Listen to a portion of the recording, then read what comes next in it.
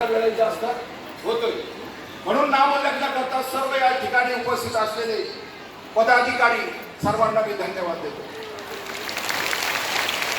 तुम्हाला दोन शब्द प्रबोधन करण्या अगोदर साहेबांपुढे माझे प्रश्न मांडण्या अगोदर मीडियापुढे माझे प्रश्न मांडण्या अगोदर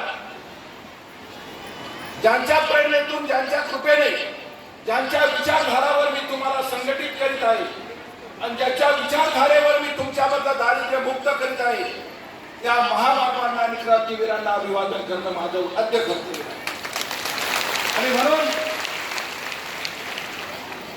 18व्या शतकामध्ये भिल्ल समाजाची अस्मिता जिवंत ठेवण्यासाठी ज्यांनी स्वतःच्या प्राणाची आहुती दिली असे आपल्या जिल्ह्याचे सुपुत्र महादेव कोळी समाजामध्ये जन्म घेतलेले राघोजी भांगरे यांना या विचार मंचावर मी अभिवादन करतो। नाशिक जिल्ह्याचे सुपुत्र भागोजी नाईक ज्यांनी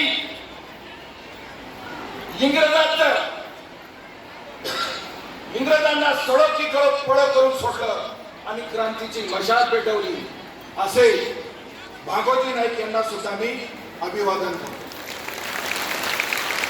ज्यावेळेस या भारत देशामध्ये इंग्रजाविरुद्ध इंग्रजी जुलमी सत्तेच्या विरुद्ध